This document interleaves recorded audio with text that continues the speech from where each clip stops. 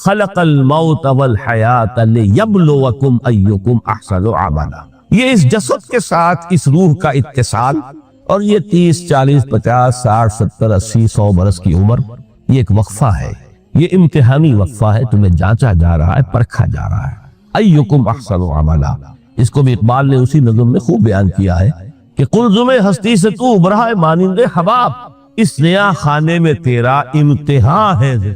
اب اگر تو دو چیزیں انسان پر واضح رہیں، اور نہ صرف واضح رہیں، مستحضر رہیں۔ واضح تو ہو جاتی ہے ایک چیز، پھر آدمی بھول جاتا ہے، کوئی فائدہ نہیں دیتا اس کی۔ مستحضر ایک یہ کہ اصل زندگی آخرت کی زندگی طویل ہے، بل توسرون الحیات الدنیا والآخرۃ خیر وابقیٰ کلا بل تحبون العاجلہ وتذرون الآخرہ۔ تم اس عاجلہ کو پسند کرتے ہو، اس دنیا کی زندگی کو تم ترجیح دیتے ہو، جبکہ آخرت ہے جو باقی رہنے والی ہے، ابدی۔ اگر تو یہ معلوم ہو، جیسا کہ سورہ عنکبوت کی آیت کے حوالے سے میں نے آپ کو آیت سنائی کہ وما هذه الحیاۃ الدنیا الا لہو ولعب وان الدار الاخرۃ لہی الحیوان لو کانوا یعلمون۔ اصل زندگی جو ہے وہ آخرت کی زندگی ہے، کاش کہ انہیں معلوم ہو۔ ایک حقیقت تو یہ معلوم ہو اور مستحضر رہے کہ اصل زندگی آخرت کی زندگی، اور دوسری حقیقت یہ کہ یہ دنیا کی زندگی ایک امتحانی وقفہ ہے۔ قلزم ہستی سے تو ابھرا ہے مانند حباب، اس نیا خانے میں تیرا امتحان ہے۔ یہ مستحضر رہے تو اس کا نتیجہ کیا نکلے گا؟ انسان دنیا پرست نہیں بنے، متاع ہے دنیا، برتنے کی چیز ہے۔ وما هذه الحیاۃ الدنیا الا متاع، برتنے کی چیز ہے، برتو اسے۔ اب میں یہاں آپ کو کچھ حدیثیں بھی سنا دینا چاہتا ہوں۔ ایک حدیث میں حضور نے عجیب نقشہ کھینچا ہے، مالی ولی دنیا، لوگوں مجھے تمہاری دنیا سے کیا سروکار؟ انما مثلی کراکب استظل تحت شجرۃ ثم راح فترکها۔ میری مثال تو اس سوار کسی ہے جو تھوڑی دیر کے لیے کسی درخت کے سائے میں سستانے کے لیے رک جاتا ہے، اس درخت کو اپنی منزل نہیں سمجھتا، اپنا گھر نہیں سمجھتا، تھوڑی دیر کا سستانا ہے، پھر وہ اس درخت کو چھو خیر بات کہتا ہے، اپنا راستہ لیتا ہے، اپنی منزل کی طرف روانہ ہو جاتا ہے۔ بس اتنا تعلق، منزل یاد رہے۔ چنانچہ ایک دوسری بڑی پیاری حدیث ہے، بہت مختصر بھی ہے، انما الدنیا خلقت لکم وانتم خلقتم للآخرہ۔ دیکھو یہ دنیا تمہارے لیے بنائی گئی، خلق لکم ما فی السماوات و ما فی الارض، قرآن مجید کہتا ہے۔ اس لیے میں نے کہا تھا خلافت ہمیں دینی تھی تو سب کچھ ہمارے لیے بنایا گیا ہے، یہ محفل سجائی گئی ہے ہمارے لیے، یہ سب ہمارے لیے بنایا گیا ہے، پورے عالم کو مسخر کیا گیا ہمارے لیے۔ سخر لکم، سورج بھی چاند بھی ہر چیز تمہارے لیے مسخر کی گئی ہے۔ انما الدنیا خلقت لکم وانتم خلقتم للآخرہ، لیکن تمہاری تخلیق ہوئی ہے، تمہیں بنایا گیا ہے، تمہیں پیدا کیا آخرت کے لیے۔ یہ منزل یاد رہے، میرا ٹھکانہ وہ ہے، میرا گھر وہ ہے، میری منزل وہ ہے، یہ راہ گزر ہے، یہ سفر ہے، یہ ایک وقفہ ہے، امتحانی وقفہ ہے۔ خلق الموت والحیات لیبلوکم ایکم احسن عملا۔ لیکن اب تیسری حدیث سنیے، اور یہ ہے وہ جو اس دنیا کو، جو میں نے شروع میں کہا تھا، بڑی ٹھوس حقیقت ہے، یہ اللہ کی تخلیق ہے، سنجیدہ تخلیق ہے، ہم نے کوئی کھیل کود کے لیے تو نہیں بنایا ہے۔ ربنا ما خلقت ھذا باطلا۔ حضور فرماتے ہیں الدنیا مزرعۃ الآخرہ، دنیا آخرت کی کھیتی ہے، یہاں بو گے تو وہاں کاٹو گے، یہاں بو گے نہیں تو کاٹو گے کیا خاک۔ اس اعتبار سے غور کیجئے، یہ دنیا اور حیات دنیاوی کا ایک ایک لمحہ ایک بڑی عظیم حقیقت بن کر سامنے آتا ہے۔ ہماری حیات دنیاوی کا ایک ایک لمحہ ابدی ہے، پوٹینشلی، کیوں کہ اس میں جو کچھ ہم کما رہے ہیں اس کے نتائج ابدی زندگی پر پھیلے ہوئے ملیں گے۔ تو گویا کہ یہ جو ہے، یہ گھڑی محشر کی ہے، طور سے محشر میں ہے، بیشتر غافل عمل کوئی اگر دفتر میں ہے، یہاں کا ایک ایک لمحہ تمہارے لیے بہت قیمتی ہے، یہاں بو، محنت کرو، کاشت کرو تاکہ وہاں کاٹ سکو۔ الدنیا مزرعۃ الآخرہ۔ اب دیکھیے یہ جو انداز ہے قرآن کا، وما الحیات الدنیا الا متاع الغرور، جو ہماری گفتگو کا آج عنوان ہے، اس کے دو نتیجے نکلتے ہیں عملاً۔ ایک نتیجہ جو صحیح ہے، جو قرآن نکالنا چاہتا ہے، جس کی طرف اسلام رہنمائی کرتا ہے، ایک ہے بالکل منفی نتیجہ جس کی اسلام نفی کرتا ہے۔ وہ منفی نتیجہ کیا ہے؟ دنیا دھوکے کی ٹٹی ہے، چھوڑو گھر گرہستی کو، دفع کرو، رب سے لو لگانی ہے۔ یہ شادی کر کے اور گھر گرہستی کا کھکیڑ مول لینا، کہاں ایک پیٹ کا پالنا، کہاں 10 پیٹ لگ جائے پیچھے، اسی میں آدمی جو ہے گم ہو کر رہ جاتا ہے۔ لہذا گھر گرستی کو چھوڑو، تجدد کی زندگی گزارو۔ تو یہ تمدن ہر جگہ شر ہے، برائی ہے، دھوکہ ہے، فریب ہے، جھوٹ ہے، دفع ہو جاؤ۔ جاؤ کہیں پہاڑوں کی چوٹیوں پر، کہیں غاروں میں، گفاؤں میں، کہیں جنگلوں میں دھونی روا۔ یہ ہے اس کا ایک منطقی نتیجہ جو نکلا ہے دنیا میں، اور تقریباً تمام مذاہب عالم میں نکلا ہے۔ رحمانیت جس کی جس شد و بد کے ساتھ نفی کی ہے محمد رسول اللہ صلی اللہ علیہ وسلم، لا رہبانیت فی الاسلام، اسلام میں کوئی رہبانیت نفی ہے، مکمل نفی، لا رہبانیت فی۔ فرمایا کہ النکاح من سنتی، یہ میری سنت ہے، میرا طریقہ ہے، گھر گرہستی کی زندگی اختیار کرنا یہ میری سنت ہے۔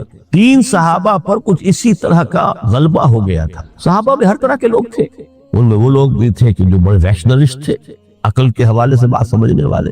حضرت عمر کو ہم کہہ سکتے ہیں کہ سر خیل تھے رضی اللہ تعالیٰ۔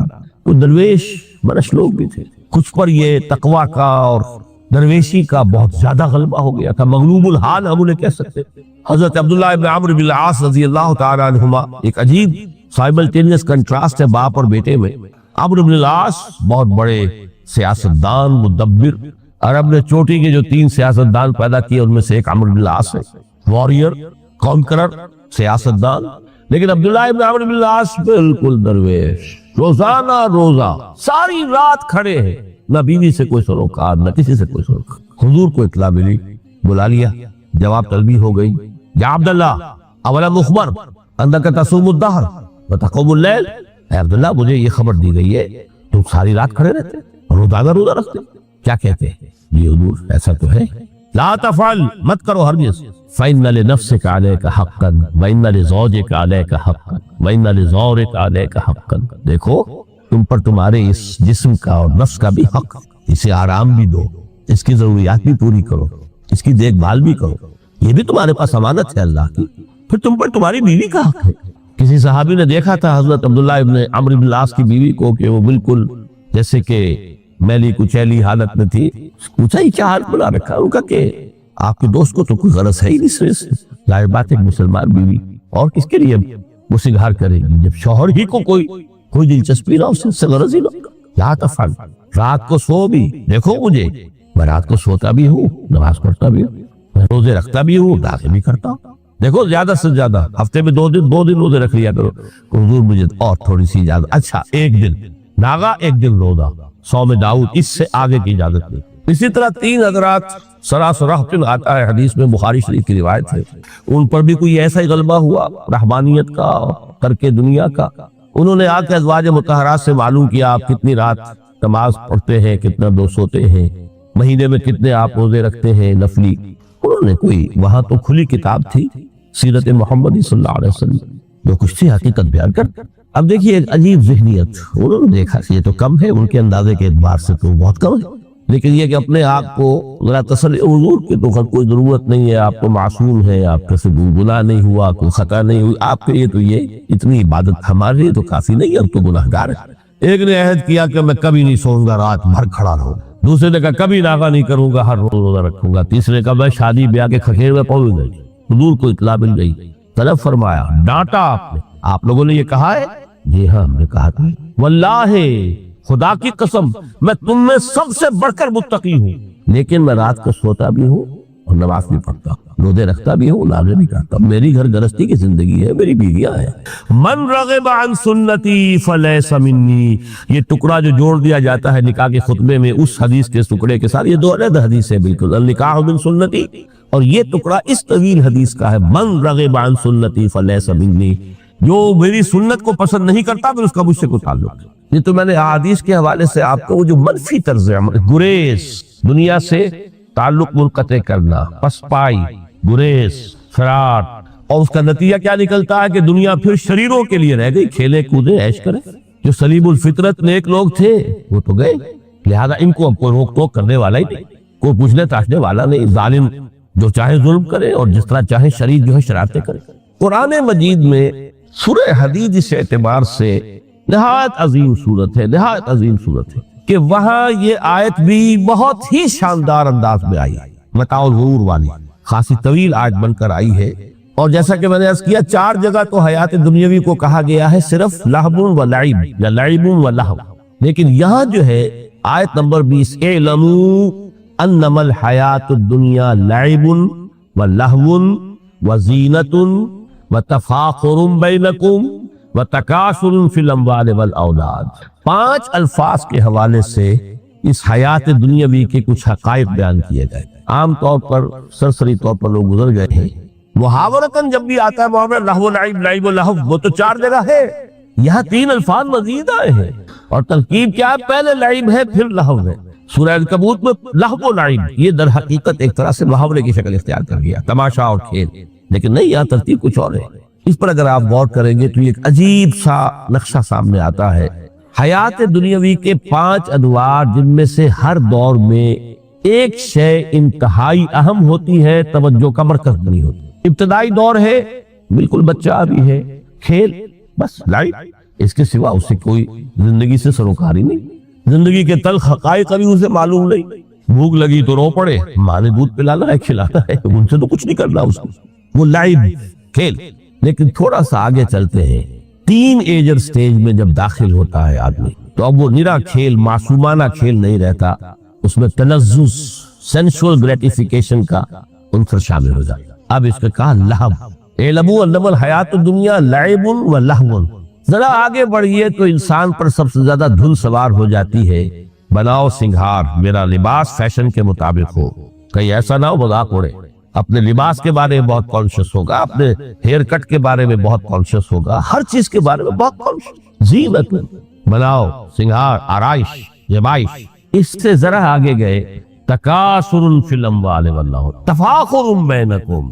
ये समझिए कि तकरीबन 30 बरस की उम्र जब इंसान की होती है, अब फख्र, तफाखुर, या दौलत पर फख्र होगा, या नसब पर फख्र होगा, या अपनी किसी सियासी हैसियत पर फख्र होगा, अपनी चौधराहट पर फख्र होगा। तफाखुरुन बैन, जिसमें जान में चूंकि तवानाई होती है, कुव्वत होती है, लेकिन इसके बाद जब उम्र ढली, बड़ा रियलिस्टिक हो जाता है इंसान। फिर ये जो 34 स्टेज थी, इसमें तो ये कि मूछ नीची ना हो, चाहे सब कुछ मैं अपना खर्च कर दूं, दांव पे लगा दूं, लेकिन मूछ नीची नहीं होगी। आखिरी स्टेज वो होती है कि फिर हौका लग जाता है आदमी को, तकासुरुन फिल अम्वाल वल औलाद, माल और औलाद की कसरत कसरत कसरत। अब ये होता है कि मूछ नीची क्या, मूंड भी दी जाए तो कोई हर्ज नहीं, माल आना चाहिए, वेरी रियलिस्टिक। और इसी हाल में इंसान होता है। आखिरी पारे की सूरत में फिर इसमें ऐड करके उसके ऊपर मोहर लगा दी, अल्हाकुमुत तकासुर हत्ता ज़ुरतुमुल मकाबिर। ये तकासुर जो है पीछा नहीं छोड़ता। इतनी दौलत भी है कि आपकी 10 नस्लें खा सके इत्मीनान से बैठकर, तब भी सब्र नहीं। बड़े मियाँ की टांगे जो है वो कब्र में लटकी हुई हैं, लेकिन तकासुर जो है, तकासुर माल, वो पीछा नहीं छोड़ता। हत्ता ज़ुरतुमुल मकाबिर, यहाँ तक के कब्र तक जाओ, कब्र में उतार दिया जाए, जब तक टांगे सिर्फ लटकी हुई है उस वक्त तक नहीं। इसके बाद तशबीह दी है कि ये हयात दुनियावी का जो एक साइकिल है, एलमु अन्नमल हयात दुनिया लइबुन व लहबुन व ज़ीनतुन व तफाखुरुन बैनकुम व तकासुरुन फिल अम्वाल वल औलाद। अब इसको कंपेयर किया है प्लांट किंगडम में जो साइकिल चल रहा है। ये हमारा साइकिल है 60-70 बरस का, बच्चा पैदा हुआ, खुशियां मनाई गई, फिर वो लड़कपन से, फिर टीनेजर स्टेज से, फिर जवानी है, फिर अधेड़ उम्र है, और फिर बुढ़ापा है, और फिर कब्र में उतारा जाना है। लेकिन ये कि प्लांट किंगडम में साइकिल चलती है। का मसल रईसिन आजबल कुफ्फार नबातुहु सुम्मा यहीज फतराहु मुस्फर्रन सुम्मा यकूनु हुतामा। ये 4 स्टेज है। जैसे बारिश बरसती है तो सब्जा नमूदार होता है, और काश्तकार को बड़ा अच्छा लगता है, उसने बीज बोया था, उसने मेहनत की थी, उसने हल चलाया था, आजबल कुफ्फार नबातुहु, उसको बहुत अच्छा लगता है, दिल बाग बाग हो जाता है। जैसे आपके यहाँ बेटा हुआ, पोता हुआ, खुशियां मनाते हैं आप। कमसल गैसिन आजबल कुफ्फार नबातुहु सुम्मा यहीज, फिर वो फसल अपनी पूरी कुव्वत को पहुंचती, फसल लहरा रही है, फतराहु मुस्फर्रन, फिर वो जर्द हो जाती है, वो हरियावल अब खत्म हुई, अब फसल पक गई है, अब वो जर्दी पर आ गई। सुम्मा यकूनु हुतामा, फिर वक्त आता है, अगर वो खुदरो घास है तो फिर वो चूरा चूरा होकर फिर वो मिट्टी में मिल जाती है, और अगर फसल है तो खेती कट गई, उसके बाद क्या रह गया, वो चूरा ही रह जाता है बाकी। ये लाइफ का साइकिल चल रहा है, 3 महीने का हो, 4 महीने का हो, ये है प्लांट किंगडम का, वो है साइकिल इंसानी जिंदगी। अब फरमाई टीप की बात जो है, व फिल आखिरत अज़ाबुन शदीदुन व मग़फ़िरतुन मिनल्लाहि व रिज़वान। देखो दुनिया की जिंदगी तो इन स्टेजेस से होकर गुजरी जानी है। जो पैदा हुआ है उस पर बुढ़ापा भी आएगा, मौत भी आएगा, کل نفس ذائقۃ الموت جو سورہ آل عمران کی 185ویں آیت کا پہلا جملہ ہے. ہر انسان کو جو پیدا ہوا موت آنی ہے. اب یہ ہے کہ وہ کہیں آپ نے محل میں گزار لی زندگی، کسی کٹیا میں گزار لی زندگی، کسی کی فٹ پاتھ پر گزر گئی زندگی گزر جاتی ہے، گزرتی ہے، اور وہ 5 سٹیجز میں سے ہو کر گزرتی ہے. آپ گندی گلیوں میں بچوں کو کھیلتے ہوئے دیکھتے ہیں، وہ بھی کھیل رہے ہوتے، نالیوں کے پانی کے اندر کھیل رہے ہوتے، ان کا بھی کھیل ہے، گندے جوڑ میں کھیل رہے ہوتے. وہ تو ہے زندگی کی وہ سٹیج جو ہے کھیل کی ہے. کسی کے پاس بڑے قیمتی کھلونے ہیں، ان سے کھیل رہا ہے، کوئی اس طرح گلی ڈنڈا کھیل رہا ہے یا کچھ اور کھیل رہا ہے. لیکن وہ 5 سٹیجز تو آئیں گی.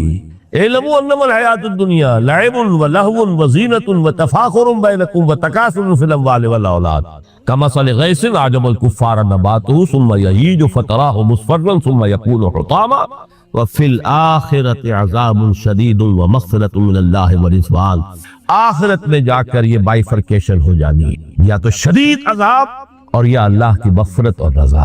Now the choice is yours. اما شاکرا و اما کفورا. فیصلہ تم خود کر. وما الحیات الدنیا الا متاع الغرور. یہاں بھی آخری الفاظ وہ ہے کہ دنیا کی زندگی دھوکے کے سوا کچھ نہیں. کیوں؟ اگر تو دنیا کی زندگی میں گم ہو گئے، جیسے کہ اقبال نے کہا ہے کہ کافر کی یہ پہچان کے آفاق میں گم ہے، اور مومن کی یہ پہچان کے گم اس میں ہے آفاق. دنیا میں رہو، طالب دنیا نہ بنو، طالب عقبہ، طالب آخرہ. دنیا میں رہو، برتو، استعمال کرو، تمہارے لیے پیدا کیا گیا. میں برتو، متاع ہے، برتنے کی شے ہے. ہاں حلال اور حرام کی پابندیاں سامنے رکھو، باقی برتو. مطلوب یہ نہ ہو، مقصود یہ نہ ہو، مطلوب آخرہ ہو. انما الدنیا خلقت لکم وانتم خلقتم للآخرہ. منزل وہ رہے، مستحضر رہے، سامنے رہے کہ میں تو اجنبی ہوں، یہاں یہ میرا وطن نہیں ہے. الدنیا سجن المومن و جنت الکافر. جیسے کسی پرندے کو کسی پنجرے میں بند کر دیا گیا ہو، اس طرح ہمیں اس دنیا میں بھیج دیا گیا. اللہ کی مرضی ہے، اس نے بھیجا ہے. جب تک وہ چاہتا ہم رہیں گے یہاں، لیکن ہمارا دل یہاں نہیں لگے گا. بازار سے گزرا ہوں، خریدار نہیں ہوں، طالب دنیا نہ. تب تو یہ کوئی دھوکے کا سودا نہیں، وطن نہیں، بالکل نہیں. حضور نے خود فرمایا مجھے تمہاری دنیا میں سے فلاں فلاں چیزیں بہت پسند ہیں، اور کس قدر ریئلسٹک ہیں. آپ نے عورتوں کے بارے میں فرمایا مجھے اس دنیا سے پسند ہے عورت.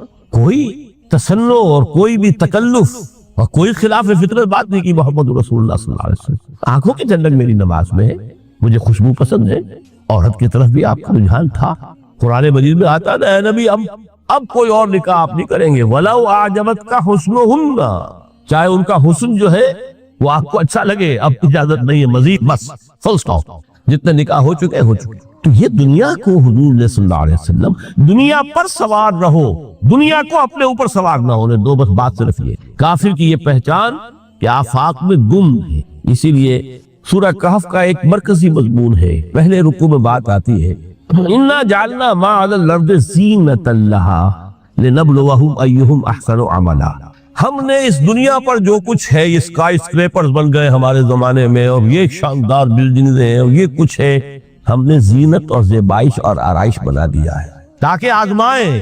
انہی کے حسن کے شکار ہو جاتے ہو اور ان کے پرستار بن کر رہ جاتے ہو. رخ روشن کے آگے شمع رکھ کر وہ یہ کہتے ہیں ادھر جاتا ہے دیکھیں یا ادھر پروانہ آتا ہے. پھر بھی اللہ ہی کے عاشق بنے رہو، اللہ ہی سے محبت کرو تو کامیاب ہو گئے. دنیا کو برتو. اگر دنیا یہ عروس 1000 داماد جو ہے اگر کہیں یہ محبوبہ بن گئی تو گئے، ختم. اچھا دیکھیے اس سورہ حدید میں اب یہ دنیا کی حقیقت کو اس طرح بیان کر کے 2 نتیجے جو اس سے نکلتے ہیں ان کو علیحدہ علیحدہ بیان کر دیا. ایک نتیجہ جو میں بیان کر چکا رحمانیت، ترک دنیا، اس کی نفی کرتے ہوئے فرمایا وَلَقَدْ أَرْسَلْنَا نُوحًا وَإِبْرَاهِيمَ وَجَعَلْنَا فِي ذُرِّيَّتِهِمَا النُّبُوَّةَ وَالْكِتَابَ فَمِنْهُمْ مُهْتَدٍ وَكَثِيرٌ مِنْهُمْ فَاسِقُونَ ثُمَّ قَفَّيْنَا عَلَىٰ آثَارِهِمْ بِرُسُلِنَا وَقَفَّيْنَا بِعِيسَى ابْنِ مَرْيَمَ وَآتَيْنَاهُ الْإِنْجِيلَ وَجَعَلْنَا فِي قُلُوبِ الَّذِينَ اتَّبَعُوهُ رَأْفَةً وَرَحْمَةً وَرَهْبَانِيَّةً ابْتَدَعُوهَا مَا كَتَبْنَاهَا عَلَيْهِمْ. اصل مضمون یہ تھا جس کے لیے تمہید اتنی لمبی باندھی. ہم نے نوح کو بھیجا، ابراہیم کو بھیجا، ان کی اولاد میں ہی نبوت اور کتاب رکھ دی. پھر ان کے نقش قدم پر ہم نے اٹھایا عیسیٰ ابن مریم کو، انہیں انجیل دی، اور جو لوگ ان پر ایمان لائے ان کے دلوں میں رحمت اور رافت کے جذبات پیدا کر دی، انسانی ہمدردی.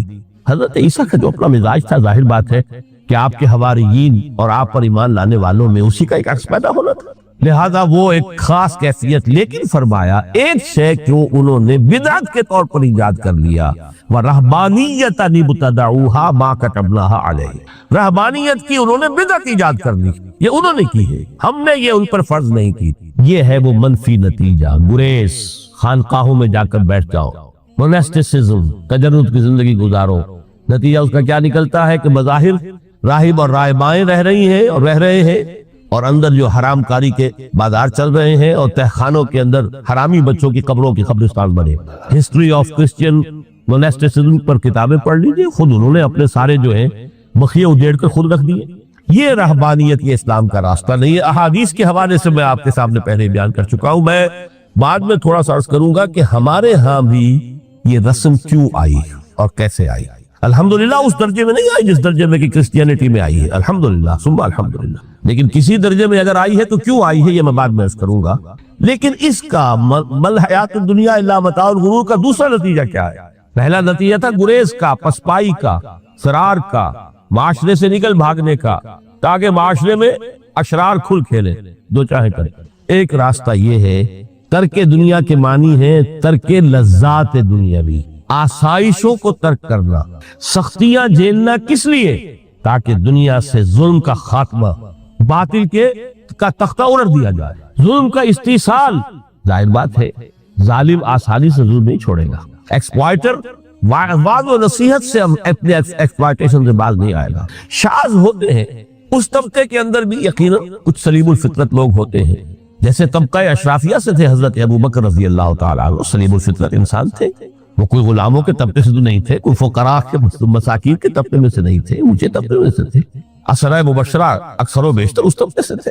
لیکن بائی اینڈ لارج وہ جو طبقہ ہوتا ہے، یا تو وہ اپنے جبر اور استبداد کا تخت جو ہے جما کر بیٹھا ہوا لوگوں کی گردنوں کے اوپر، پولیٹیکل ریپریشن ہے، یا اکنامک ایکسپلائٹیشن ہے، استحصال۔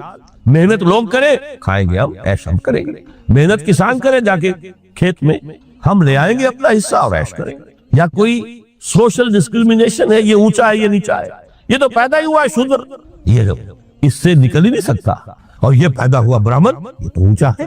اس تینوں قسم کے ظلم، اس کا خاتمہ کرنا، اس کے لیے جدوجہد کی ضرورت، جہاد کی ضرورت، قتال کی ضرورت ہے، اور جہاد و قتال آپ نہیں کر سکتے جب تک کہ لذات دنیاوی سے کنارہ کشی نہ کرے، جب تک کہ اپنی بیلٹ کو ٹائٹ نہ کرے، جب تک کہ اپنی ضروریات زندگی کو کم نہ کرے۔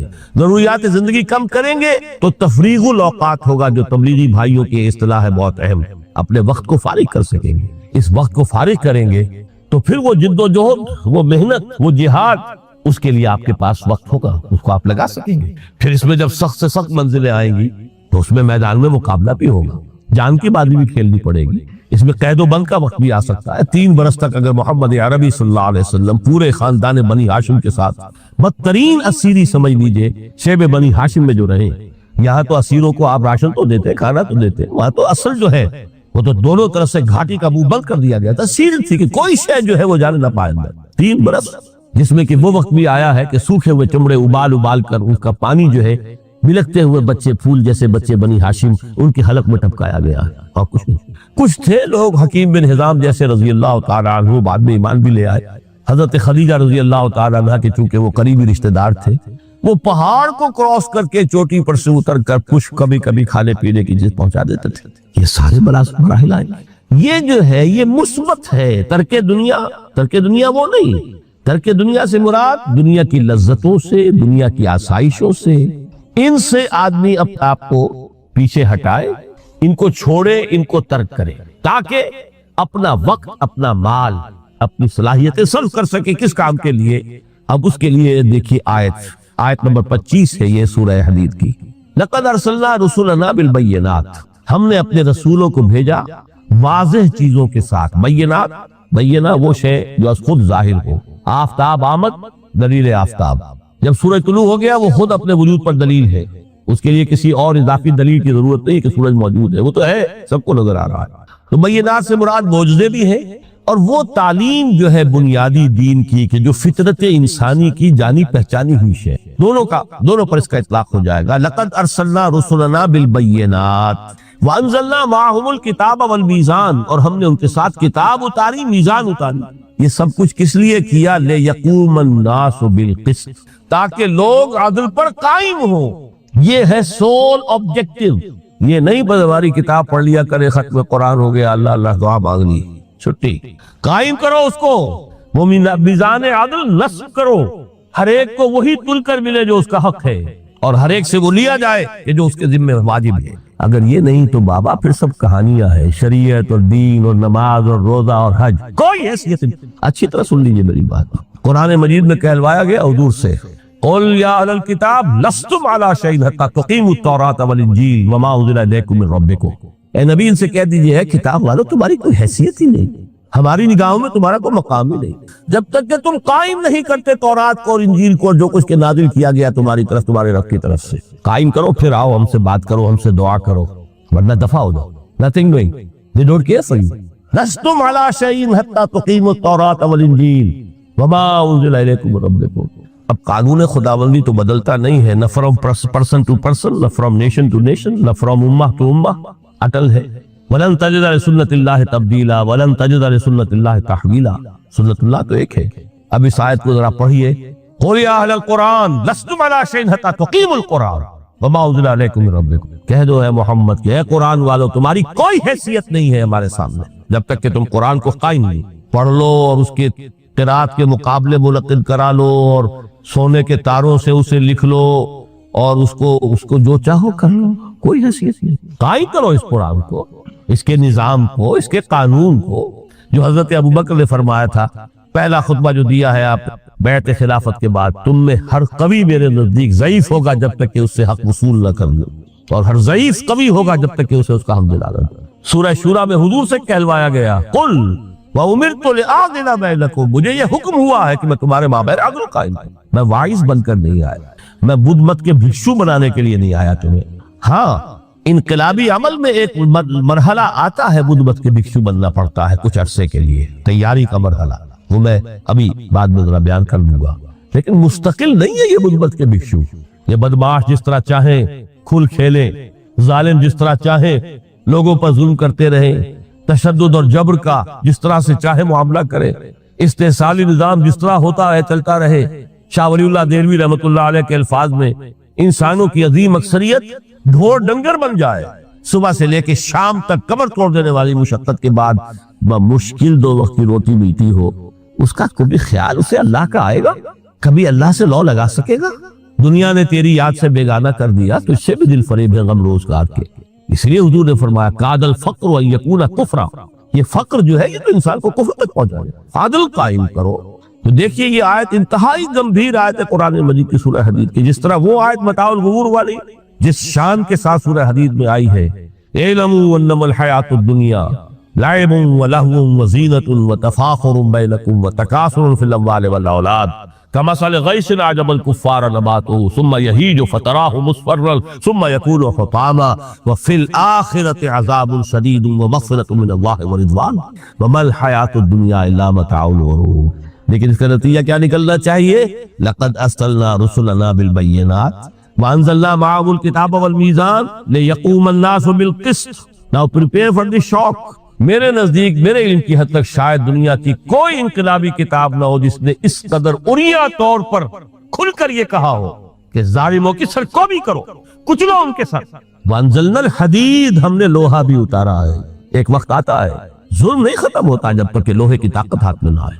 انزلنا الحدید، ہم نے صرف کتاب ہی نہیں اتاری ہے، لوہا بھی اتارا ہے۔ فیہ باس شدید، اس میں جنگ کی صلاحیت، ومنافع للناس، لوگوں کے لیے کچھ اور منفعتیں بھی ہیں، کوئی توا پرات چمٹا یہ بھی بنا لو، ٹھیک ہے، لیکن اصلاً یہ اصلاح کے لیے۔ وانزلنا الحدید، اسی تو سورہ حدید کا نام حدید ہے۔ فیہ باس شدید ومنافع للناس ولیعلم اللہ من ینصرہ ورسلہ بالغیب، اللہ دیکھنا چاہتا ہے کون ہے اس کے وفادار بندے تو اس لوہے کی طاقت کو ہاتھ میں لے کر مدد کرتے ہیں اس کی اور اس کے رسولوں کی غیب میں ہونے کے باوجود۔ ان اللہ قوی عزیز، ویسے اللہ قوی ہے، عزیز ہے، آنے واحد میں کفر کو ختم کر دے جب چاہے، آنے واحد میں ظالموں کا ظلم جو ہے وہ ختم کر کے رکھ دے، وہ سب کچھ کر سکتا ہے۔ لیکن پھر تمہاری آزمائش کیسے ہوگی؟ کیسے معلوم ہوگا ہوز ہو، کس کا کیا مقام تھا، کس کے پاس کتنا یقین کا سرمایہ تھا، کس کے ایمان کی گہرائی اور گہرائی کا کیا عالم تھا؟ کس نے ہمارے دین کے لیے کیسی کیسی قربانیاں جھیلی ہیں. یہ ہے ترک دنیا جو موسٹ پروفاؤنڈ ہے، نتیجہ خیز ہے، خیر کو وجود میں لانے کے لیے ہے، لیکن اس کی مثالیں موجود ہیں. حضرت مصعب بن عمیر رضی اللہ تعالی عنہ ایام جاہلیت میں کہا جاتا ہے ان کا جوڑا جو ہے شام سے تیار ہو کر آتا تھا. جیسے کبھی مشہور ہے کہ پنڈت نہرو کا بھی کپڑے سل کر آتے تھے پیرس سے، موتی لال نہرو.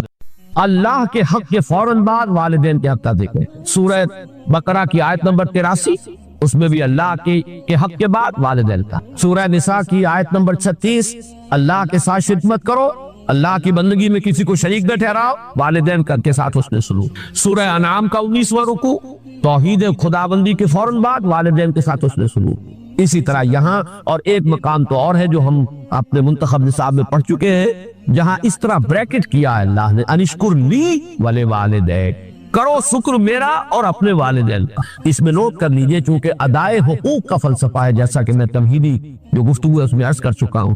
معاشرت کے اندر اصل شے دیکھنی ہے کہ کس کا کیا حق ہے، وہ حق ادا کیے. اس میں ظاہر بات ہے کہ سب سے بڑا حق تو انسان پر اللہ کا ہے. خالق وہ، مالک وہ، رازق وہ، اور حقیقتاً رب بھی وہی ہے، پالنے والا وہی ہے.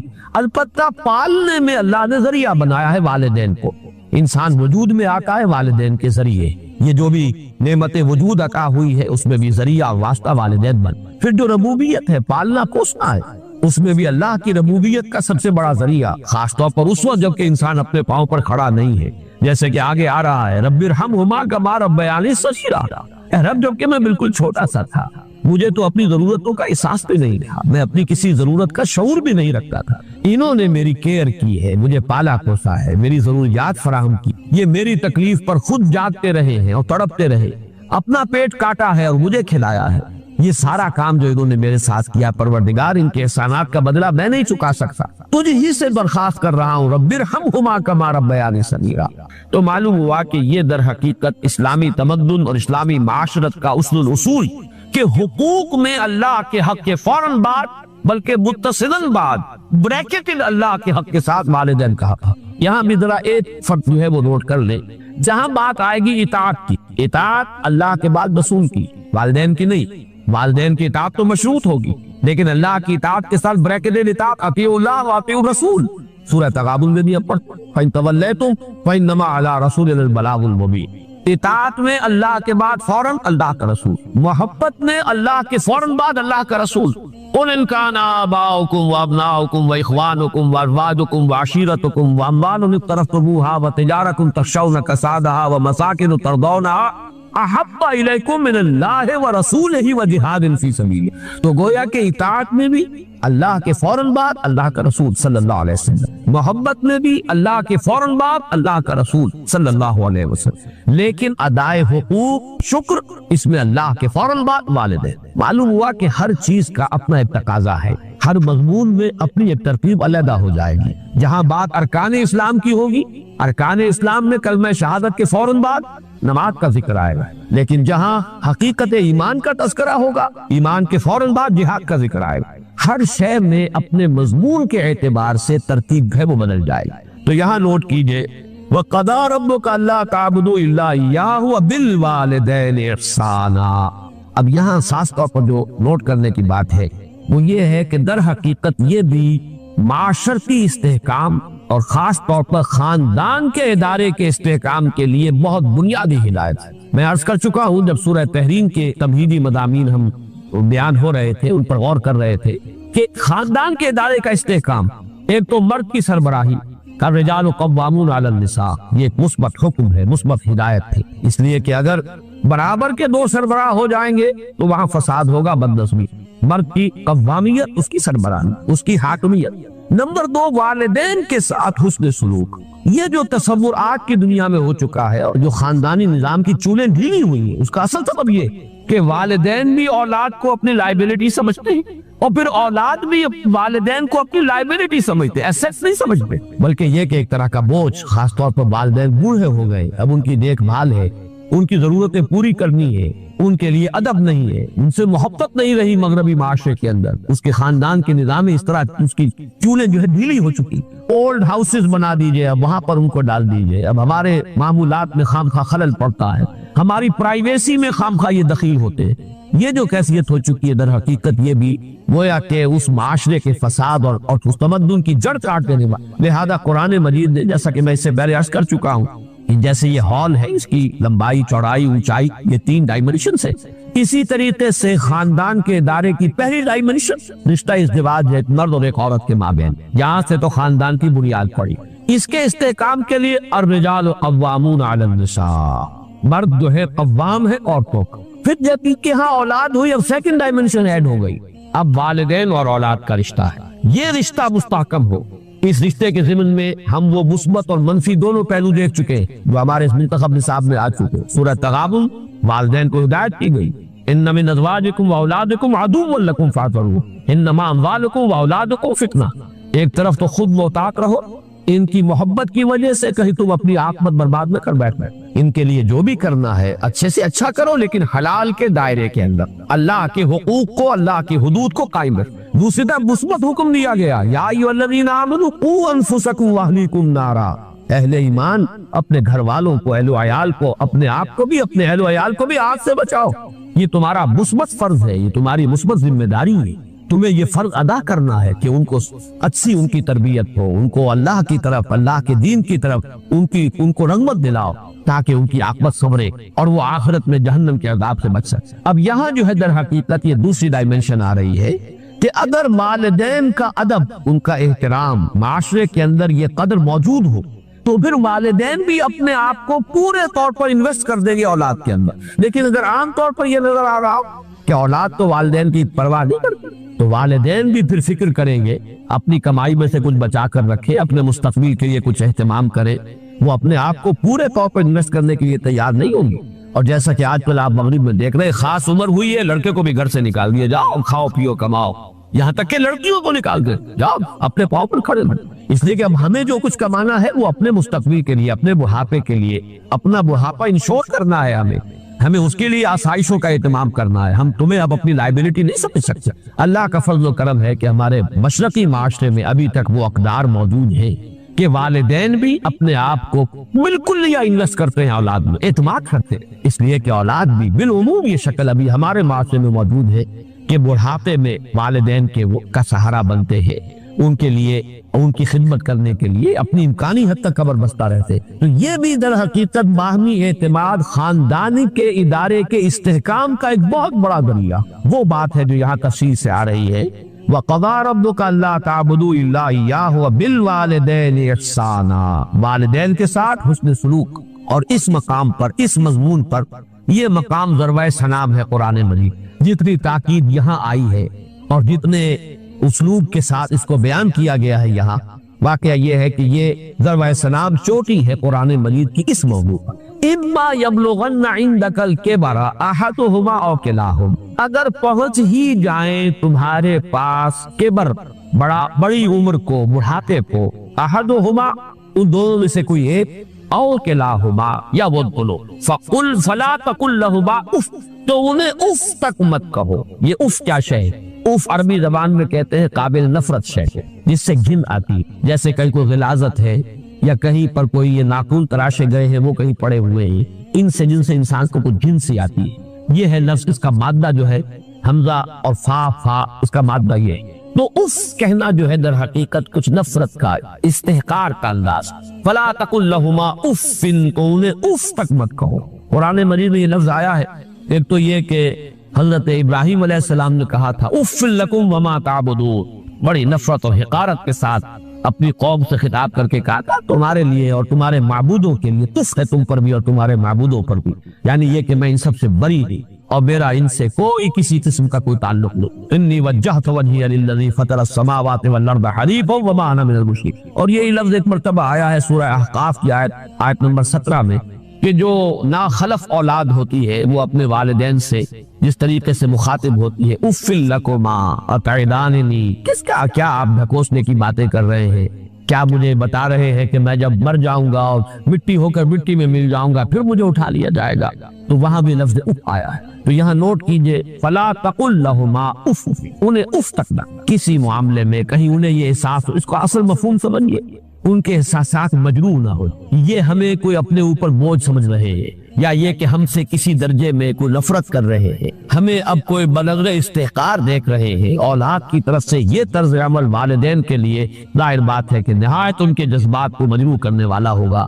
فلا تقل لهما اف ولا تنهرهما، جھڑکو مت۔ یہ آگے بات مزید واضح ہو جائے گی۔ کبھی ایسا ہوتا ہے کہ بڑی عمر کو والدین پہنچ گئے ہیں، تو جیسے خود قرآن مجید میں سورہ حج میں بیان کیا گیا ارذل العمر، بڑی عمر ایسی بھی ہوتی ہے کہ وہ جس کو ارذل عمر کہا گیا ہے، اور اس میں کہ لا یعلم من بعد علم شیئا، انسان کے حافظے میں، ذہن میں، سوچ میں وہ ترقی معکوس شروع ہو جاتی، بلکہ یہ کہ بچپن کی سی کچھ باتیں جو ہے وہ عود کر آتی ہے، لوٹ کر آ جاتی ہیں، وہی عادتیں، وہی خواہشات۔ ظاہر بات ہے کہ اس وقت والدین کی ہر بات نہیں مانی جا سکتی، ان کی کسی فرمائش کو رد بھی کر دینا پڑے گا، لیکن لا تنہر، جھڑکو مت۔ بات جو ہے وہ قل لہما قولا کریما، بات کرو ان کے ساتھ نرمی کے ساتھ، ادب کے ساتھ، شائستگی کے ساتھ۔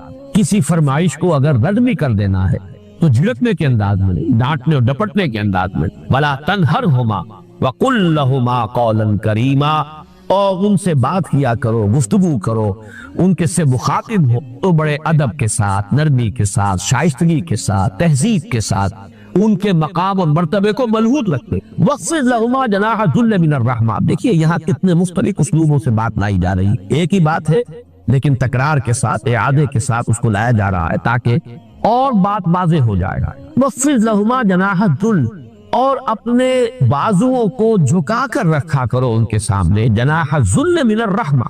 اب ذل بھی کہتے ہیں کسی کے سامنے پست ہو جانا، کسی کے سامنے اپنے آپ کو بچھا دینا۔ پھر رحمت اور شفقت، یہ جو کیفیت ہے جذبات کے اندر، ان کے سامنے یہ رہو، تمہاری روش یہ ہو، تمہارا انداز یہ ہو۔ جیسے لفظ قنوت ہے، قانتین اور قانتات، اللہ کے فرما بردار۔ کھڑے ہونے میں بھی ایک انداز ہوتا ہے، ایک کسی کے سامنے آپ سینہ تان کر کھڑے، ایک کسی کے سامنے آپ ذرا جھکے ہوئے، اپنے شانوں کو جھکایا ہوا ہے، ہلکا سا خم آیا ہوا ہے۔ یہ انداز جو ہے کھڑے ہونے کے فرق میں بھی انسان کی جو باطنی کیفیات اور احساسات ہیں ان کا پورا انعکاس ہو جاتا ہے۔ اسی طریقے سے وَخْفِضْ لَهُمَا جَنَاحَ الذُّلِّ مِنَ الرَّحْمَةِ، یہی لفظ آیا ہے سورہ حجر میں حضور کے لیے، حضور سے فرمایا گیا وَخْفِضْ جَنَاحَكَ لِلْمُؤْمِنِينَ، اے نبی آپ اہل ایمان کے حق میں شفقت و رحمت کے ساتھ اپنے کندھوں کو، اپنے بازوؤں کو جھکا کر رکھیں۔ اور اس میں گویا کہ ایک تصویر لفظی ہے کہ جیسے مرغی جو ہے وہ اپنے بچوں کو اپنے پروں تلے چھپا لیتی، ذرا سا کہیں خطرہ محسوس ہوا، کوئی اندیشہ ہوا تو چاہے وہ بلی کے ساتھ بلی آ رہی ہو، اسے لڑنے کو تیار ہو جائے گی مرغی اپنے بچوں کی، ورنہ تو شاید بھاگے وہاں سے، لیکن بچوں کو بچانے کے لیے اپنے ان پروں کے نیچے چھپا کر اور وہ کھڑی ہو جائے گا۔ تو یہ انداز جو وَخْفِضْ جَنَاحَكَ لِلْمُؤْمِنِينَ، اے نبی آپ بھی اپنے کندھوں کو، اپنے بازوؤں کو شفقت کے ساتھ اہل ایمان کے سامنے جھکا کر رکھ لیں، وہ جب آئیں تو محسوس کریں آپ نے رحمت اور رافت اور شفقت۔ وہ لفظ یہاں آیا ہے وَخْفِضْ لَهُمَا جَنَاحَ الذُّلِّ مِنَ الرَّحْمَةِ، یہ انداز اختیار کرو ان دونوں کے سامنے کہ اپنے بازوؤں کو، اپنے شانوں کو، اپنے کندھوں کو جھکا کر رکھ، من الرحمہ، نیاز مندی کے ساتھ، رحمت اور شفقت کے ساتھ۔ وَقُلْ رَبِّ ارْحَمْهُمَا كَمَا رَبَّيَانِي صَغِيرًا، اور یہ جان لو کہ تم کتنی بھی کوشش کر لو اپنے والدین کا حق ادا نہیں کر سکتے۔ اللہ سے دعا، اللہ سے مانگو۔ وَقُلْ رَبِّ ارْحَمْهُمَا، کہو اے رب میرے ان پر رحم فرمائیو، کما ربیانی صغیرا، جیسے کہ ان دونوں نے مجھے پالا پوسا تھا جبکہ میں چھوٹا سا تھا۔ یہ میں کئی مرتبہ کر چکا ہوں، یہ تربیت جو ہے باب تفعیل سے، ربا یربی تربیتاً، اس میں اختلاف ہے کہ مادہ اس کا را با با ہے یا را با واو ہے، حرف علت جو ہے آخر میں، لیکن یہ کہ ایک رائے یہ بھی ہے کہ یہ دونوں ایک ہی مادے کی بدلی ہوئی شکلیں ہیں۔ اس بحث میں اس وقت میں تفصیل میں نہیں جانا چاہتا، مختلف مواقع پر یہ بات آ چکی ہے۔ یہاں نوٹ کر لیجئے، تربیت، پالنا، پوسنا، پروان چڑھانا، یہ لفظ ربیا یہ باب تفعیل ہے، ربا یربی تربیتاً کما ربیانی صغیرا، اے رب میرے جیسے انہوں نے مجھے پالا پوسا، میری تکلیف پر تڑپتے رہے، بیمار میں تھا جاگتے یہ رہے، اپنا پیٹ کاٹا مجھے کھلایا، اپنی آرام کی قربانی دی اور میرے لیے فکر مند رہے، لہذا اب ان کے احسانات کا بدلہ میں نہیں چکا سکتا، تجھ ہی سے درخواست ہے کہ تو ہی ان پر رحم فرما۔ وَقُلْ رَبِّ ارْحَمْهُمَا كَمَا رَبَّيَانِي صَغِيرًا، لیکن اب آگے فرمایا رَبُّكُمْ أَعْلَمُ بِمَا فِي نُفُوسِكُمْ، تمہارا رب خوب جانتا ہے جو کچھ تمہارے جیوں میں، ان تکونوا صالحین، اگر تم واقعتاً صالح ہوئے، فَإِنَّهُ كَانَ لِلْأَوَّابِينَ غَفُورًا، تو اللہ تعالیٰ رجوع کرنے والوں کو معاف فرماتا۔ اس کا جو کانٹیکسٹ ہے ان کو سمجھ لیجئے کہ جیسا کہ میں نے عرض کیا کہ بڑی عمر کو پہنچنے کے بعد بسا اوقات والدین ہیں، اگرچہ والدین ہیں لیکن اب وہ سمجھ نہیں رہی ہے، شعور زائل ہو گیا ہے، جیسے کہ فرمایا وَمِنْكُمْ مَنْ يُتَوَفَّى وَمِنْكُمْ مَنْ يُتَوَفَّى وَمِنْكُمْ مَنْ يُرَدُّ إِلَىٰ أَرْذَلِ الْعُمُرِ لِكَيْ لَا يَعْلَمَ مِنْ بَعْدِ عِلْمٍ شَيْئًا۔ تم میں سے وہ بھی ہوتے ہیں جو پہلے ہی ان کی وفات ہو جاتی ہے، 40 50 60 70 برس کی عمر میں انسان فوت ہو گیا، ابھی حواس قائم ہوتے ہیں۔ وَمِنْكُمْ مَنْ يُرَدُّ إِلَىٰ أَرْذَلِ الْعُمُرِ لِكَيْ لَا يَعْلَمَ مِنْ بَعْدِ عِلْمٍ شَيْئًا، اور تم میں سے وہ بھی ہوتے ہیں کہ جو اس ارذل عمر کو لوٹا دیے جاتے ہیں کہ سب کچھ جاننے کے بعد کچھ نہ جانے۔ انسان کے حواس جو ہے وہ مختل ہو جاتے ہیں، انسان کا شعور زائل ہو جاتا ہے، وہ فہم باقی نہیں رہا، بچوں کی سی عادتیں، بچوں کی سی خواہشیں، بچوں کی سی فرمائشیں جو ہے وہ ہو رہی ہیں۔ اب ظاہر بات ہے اس سطح پر آ کر کوئی کتنا ہی صالح ہو بیٹا یا بیٹی، وہ اپنے والدین کی ہر فرمائش کو تو پورا نہیں کر سکتا، کہیں نہ کہیں تو رد کرنا پڑے، کہیں نہ کہیں تو فل سٹاپ لگانا ہو، کہیں تو انکار کرنا پڑے گا، اور کسی وقت ہو سکتا ہے کہ کوئی سخت انداز بھی اختیار کرنا پڑے۔ اگر فرض کیجئے کہ حواس بھی مختل ہو گئے ہو، اگر کہیں کسی کا ذہنی توازن ہی بگڑ گیا تو کسی وقت سختی بھی کرنی پڑے۔ اس اعتبار سے یہ آیت بڑی اہم، ربکم اعلم بما فی نفوسکم۔ اگر اس طرح کی مجبوری کی حالت میں کہیں کوئی طرز عمل اس طرز عمل کے منافی اختیار کرنا پڑ جائے کہ جس کا اوپر تذکرہ ہوا، مطلوب طرز عمل تو وہی ہے، وہ طرز عمل کیا ہے؟ فلا تقل لہما اف ولا تنہرہما وقل لہما قولا کریما واخفض لہما جناح الذل من الرحمت وقل رب ارحمہما کما ربیانی صغیرا۔ اس قدر تفصیل کے ساتھ مطلوب طرز عمل۔ لیکن یہ کہ اگر کوئی صورتحال ایسی ہو کہ جس میں اس طرز عمل کے برعکس کوئی روش بھی اختیار کرنی پڑے، تو اگر تمہارا اپنا باطن درست ہے، ربکم اعلم بما فی نفوسکم، اللہ خوب جانتا ہے جو کچھ تمہارے جیوں میں ہے، تمہارے دلوں میں ہے، تمہارے سینوں میں ہے، تمہاری نیت ہے اس کو معلوم۔ یہ جان لو کہ اس قربانی کی اصل روح کیا ہے؟ وہ یہ ہے کہ اللہ تمہارا ایک الہ ہے، اسی کے سامنے تمہیں سر جھکانا ہے۔ یہ روح تقوی اگر نہیں ہو تو یہ قربانی بے معنی ہو جائے گی۔ لا طاعت لمخلوق فی معصیت الخالق، مخلوق میں سے کسی کی اطاعت نہیں کی جائے گی جس سے کہ خالق کی معصیت لازم آ رہی ہے۔ اللہ تعالیٰ کی معصیت اگر ہو رہی ہے تو کسی مخلوق کی اطاعت نہیں کی جائے گی، چاہے وہ والد ہو، والدہ ہو، حاکم ہو، استاد ہو، پیر ہو، مرشد ہو، کسے ہو۔ اب یہاں پر جو بات سمجھیے، تشنگی جس کو میں نے کہا، اگرچہ بڑی جسارت ہے، میں قرآن مجید کی حکایت کے بارے میں کہہ رہا ہوں، تشنگی یہ ہے کہ کس کے پاس جائیں اس فیصلے کے لیے۔ اب ہمارے مفسرین نے لکھا ہے کہ اگر تو حضور موجود ہے تو حضور سے پوچھ لو جا کے، وہ تو بالکل سادہ سی بات ہے۔ فرض کیجئے کہ حضور نے کوئی مہم بھیجی ہے، اس کے ایک امیر بنایا ہے اور باقی جو ہے 15 20 100 200 اس کے مامورین ہیں۔ اب مامورین اور امیر میں کوئی جھگڑا ہو جاتا ہے تو آئیں گے، لوٹیں گے، حضور سے پوچھ لیں گے، بات کریں گے۔ یا جیسے غزوہ احزاب کے موقع پر ہوا تھا، غزوہ بنی قریظہ کے موقع پر کچھ لوگوں نے سمجھا حضور نے کہا کہ نماز مغرب نہ پڑھنا یا العصر، مجھے میں بھول رہا ہوں کسی کون سی نماز کا ذکر تھا، جب تک کہ وہاں پہنچ نہ جاؤ بنی قریظہ کے دیار۔ اب وہ جو درمیان میں بات لوگوں کو ایسا محسوس ہوا کہ نماز تمہاری قضا ہو جائے گا، تو انہوں نے کہا حضور کے حکم کی علت اور حکمت کو سمجھو کہ انہوں نے جلدی آنے کی تاکید کے لیے فرمایا، ورنہ یہ کہ ہم خامخواہ جو ہے اپنی نماز جو ہے ضائع کر لیں وہ ٹھیک نہیں، انہوں نے نماز پڑھ لی۔ بعد جگہ نہیں، ہم نہیں، حضور نے فرمایا کہ نماز مت پڑھنا جب تک وہاں نہ پہنچو، تو نماز ضائع ہوتی ہے یا قضا ہوتی ہے، ہو حضور کا حکم ہے وہ فائدہ ہے۔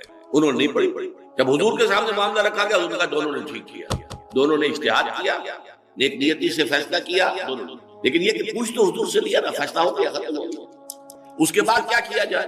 تو ہمارے مفسرین لکھتے ہیں کہ پھر یہ کہ جو امت کے فقہا، علماء، مفتی حضرات جو جاننے والے ہیں ان سے رجوع کیا جائے گا، وہ بتائیں گے کہ آیا یہ شریعت کے دائرے کے اندر ہے یا نہیں۔ یہ بات وزنی ہے، اگر کوئی اور انتظام اس کا نہ ہو تو ظاہر بات ہے کہ یہی شکل اختیار کی جائے گی۔ ایک حاکم ہے، ایک ان کی کوئی ادارہ ہے، صدر مملکت ہے، وہ اشتہار کر رہا ہے، کوئی آرڈیننس نافذ کرنا چاہ رہا ہے، ایک شہری ہے وہ سمجھتا ہے کہ نہیں یہ شریعت کے تقاضوں کے خلاف ہے، تو کیا کریں گے؟ اب فیصلہ کرنا ہے اللہ اور اس کے رسول کے احکام کے تحت، اور اللہ اور اس کے رسول کے احکام کے جاننے والے علماء فضلاء وہ موجود ہیں، ان کی طرف رجوع